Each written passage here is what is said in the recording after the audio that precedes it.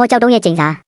ထိုလူကိုသည်မော်ကြောက်တုံးတလုံးကိုထုတ်လိုက်စင်မှာပဲမတော်တဆဆွမ်းအားပြင်းတဲ့မော်ကျိန်စာတစ်ခုပွင့်ထွက်သွားခဲ့တဲ့အနီရောင်ငွေတွေနေရာအနှံ့ပြန့်နှံ့သွားပြီးနောက်အနီရောင်အမြောင်းထွက်ကြီးတွေဖြစ်ပြောင်းလဲကကျောင်းဆောင်တွေကိုတိုးဝင်သွားကြတယ်ရင်းတို့ကအရက်ညက်နှာအနှံ့ကကြောက်တုံးတွေကိုဆွဲငင်ပြီးစုပုံလိုက်တဲ့အခါမကြခင်မှာပဲအေယာမကြောက်တုံးတိုင်တို့စောကြီးတစ်ကောင်ဖြစ်တည်လာခဲ့တယ်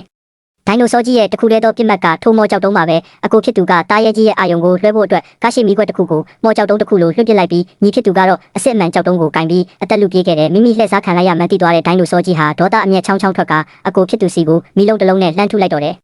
တားရဲကြီးကညီကိုနှစ်ယောက်စီကိုခုံအုပ်တော့မဲ့ဆဲမှာပဲမန်ဒီကောမန်ဒကောတားရဲဆန်းနဲ့သူတို့ရဲ့အမေကအချိန်ကရောက်ရှိလာခဲ့ကြတယ်သူတို့ကအေယာမဓာကြီးတစ်လက်နဲ့ဒိုင်နိုဆောကြီးစီကိုအချိန်ဟုန်နဲ့ပြေးဝင်သွားကြတယ်ဒိုင်နိုဆောကြီးကအမေဖြစ်သူနောက်ကိုမီးတောက်တွေနဲ့လိုက်လံမှုတ်ထုတ်တဲ့အခါမန်ဒီကောကတားရဲကြီးရဲ့နောက်ကျောတက်တက်စီကိုပြန်တက်ပြီးခုံအုပ်လိုက်ကတစ်ချက်တည်းနဲ့အတောင်ပံတွေကိုပိုင်းဖြတ်ပစ်လိုက်လို့ဒိုင်နိုဆောကြီးမြေပြင်ပေါ်ကိုဝုန်းကနေပြုတ်ကျသွားခဲ့တယ်တစ်ဖက်မှာလည်းညီကိုနှစ်ယောက်ဟာတောင်ထိပ်ပေါ်ကိုရောက်ရှိသွားကြပြီဖြစ်တယ်။အကိုဖြစ်သူကမော်တုတ်တံပေါ်မှာကြောက်တုံးကိုတက်ဆင်ပေးပြီးနေဝင်တော့မှဖြစ်လို့အချိန်လွန်သွားရင်ဖခင်ဖြစ်သူနဲ့ထာဝရဝေးကွာသွားရတော့မယ်ဆိုတာကြောင့်အီယန်ကိုလူဝင်စားကာထားကိုချက်ချင်းရွတ်ဆိုဖို့ပြောလိုက်တယ်။ထို့အချိန်မှာပဲမန်နီကောကဒိုင်နိုဆောကြီးရဲ့နှလုံးသားကိုဓာတ်နဲ့ထိုးဆိုင်ဖို့ပြင်လိုက်ပေမဲ့တားရဲကြီးရဲ့ရန်ခါလိုက်တဲ့အမိတန်ကြောင့်အပြင်းထန်ရိုက်ခတ်ခံလိုက်ရတယ်လို့အမေဖြစ်သူလည်းမြေပြင်ပေါ်ကိုလဲကျသွားခဲ့ရတယ်။တားရဲကြီးကတားနှစ်ယောက်စီကိုဥတီပြေးဝင်နေတာကိုမြင်တော့အမေကဓာတ်ကိုကောက်ကင်ပြီးဒိုင်နိုဆောကြီးရဲ့ကြောကုန်းပေါ်ကိုအတင်းတွားတက်သွားခဲ့တယ်ပြီးနောက်ဓာတ်မြောက်ကဒိုင်နိုဆောကြီးရဲ့နှလုံးသားတက်တက်စီကိုနက်နက်ရှိုင်းရှိုင်းထိုးဆိုင်ချလိုက်တယ်အမေဖြစ်သူရဲ့အားပေးမှုကြောင့်အီယန်ကလူဝင်စားကာထားကိုပိုပြီးအရှိန်မြင့်ရွတ်ဆိုခဲ့တဲ့ပြင်းထန်တဲ့တုန်ခါမှုတွေကြောင့်တုတ်တန်ကိုမြဲမြံအောင်ကင်ထားဖို့ခက်ခဲနေချိန်မှာအကိုဖြစ်သူကကူညီဖို့အပြေးလွှားရောက်လာခဲ့တယ်ဒီတစ်ချိန်မှာတော့ကြောက်တုံးကကွဲအံ့မသွားပဲမော်ဆွမ်းအားတွေပြည့်ရှံလာပြီးသူတို့ဖခင်ရဲ့ခန္ဓာကိုယ်ဟာတဖြည်းဖြည်းချင်းပေါ်လာခဲ့တယ်ဒါပေမဲ့အဲ့ဒီအချိန်မှာပဲအမေဖြစ်သူကဒိုင်နိုဆောကြီးရဲ့ခါချမှုကြောင့်လွင့်ထွက်သွားပြီးဓာကြီးကလည်းကြောက်ဆောင်အကြောင်းနဲ့ပြုတ်ကျသွားခဲ့တယ်တာရဲကြီးကညီကိုနှစ်ယောက်စီကိုချင်းကပ်လာတာကိုမြင်တော့အကိုဖြစ်သူကကင်းရဲ့အာယုံကိုလွှဲဖို့ရှေ့ကိုတက်သွားခဲ့တယ်ဒီတစ်ချိန်မှာတော့အီယန်ကအကိုကိုလှမ်းဆွဲတာပြီးမသွားပါနဲ့အကိုပဲသွားပြီးနှုတ်ဆက်လိုက်ပါဘာလို့လဲဆိုတော့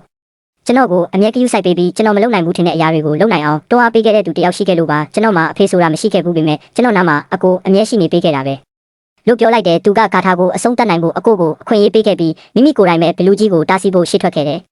ဒီတော်တွင်စွန့်စားခန်းတစ်လျှောက်မှာအီယန်ရဲ့မော်ဆွမ်းအားတွေကတိတိတတ်တာတိုးတက်လာခဲ့ပြီဖြစ်တယ်သူကတုတ်တံကိုကင်ပြီးလွန်ခဲ့တဲ့ရက်ပိုင်းကတင်ယူခဲ့သမျှမော်ပညာစွမ်းတွေနဲ့ဒိုင်နိုဆောကြီးရဲ့တိုက်ခိုက်မှုတွေကိုလင်းလင်းမြဲမြဲရှောင်တိန်ခဲ့တယ်ဒါပေမဲ့ရုတ်တရက်ဆိုသလိုပဲဒိုင်နိုဆောကြီးကသူ့ရဲ့မော်တုတ်တံကိုသမုတ်တရားနဲ့ရိုက်ချပစ်လိုက်တယ်တာရဲကြီးကသူ့အကိုစီကိုထပ်မံဥတီသွားတာကိုမြင်တဲ့အခါအီယန်ကမိမိလက်ထဲကတစ်သားစလေးတွေကိုတတိထားမိသွားပြီး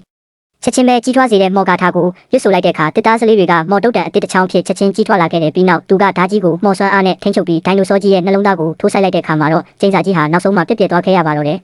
ပြိုကျပျက်စီးသွားတဲ့ကြောက်တုံးကြီးတွေကအီယန်ကိုပတ်လည်ဝိုင်းနေခဲ့တယ်။ကြောက်တုံးအကြောင်းတွေကြားကနေလှမ်းကြည့်လိုက်တဲ့အခါအဝေးမှာသူ့အဖေရဲ့နောက်ကျောကိုမြင်လိုက်ရတဲ့အဖေဖြစ်သူကအကိုကိုပွေ့ဖက်ထားတာကိုသူမြင်တွေ့ခဲ့ရတယ်။ဒါဟာသူကိုယ်တိုင်လည်းအကြာကြီးမျောလင့်ခဲ့ရတဲ့အခိုက်အတန့်လေးပါဒါပေမဲ့သူကဒီအဖိုးတန်အချိန်လေးကိုအကိုအတွက်ဝမ်းမြောက်ဝမ်းသာပေးဆက်လိုက်ပါတယ်။အီယန်တယောက်နောက်ဆုံးမှနားလည်သွားခဲ့တာကသူဟာအဖေမရှိပဲကြီးပြင်းခဲ့ရပေမဲ့သူ့ကိုအမြဲတမ်းချစ်ခင်ပြီးနောက်ကနေအကာအကွယ်ပေးခဲ့တဲ့အကိုတယောက်ရှိနေခဲ့တယ်ဆိုတာပါပဲနေဝင်ရိုးရီအချိန်လေးရောက်လာတာနဲ့အမျှအဖေဖြစ်သူဟာအကိုဖြစ်သူရဲ့ရင်ခွင်ထဲမှာတင်တဖြည်းဖြည်းချင်းလေးတဲ့ကိုပြက်ကွယ်သွားခဲ့တဲ့အဖေနဲ့အတူရှိခဲ့ရတဲ့အချိန်ကတိုးတောင်းလွန်းလာပေမဲ့အကိုဖြစ်သူရဲ့ရင်ထဲကလိုအပ်ချက်ကိုဖြည့်ဆည်းပေးနိုင်ခဲ့တာကြောင့်အီယန်ဟာလည်းအတိုင်းမသိပျော်ရွှင်ခဲ့ရပါတော့တယ်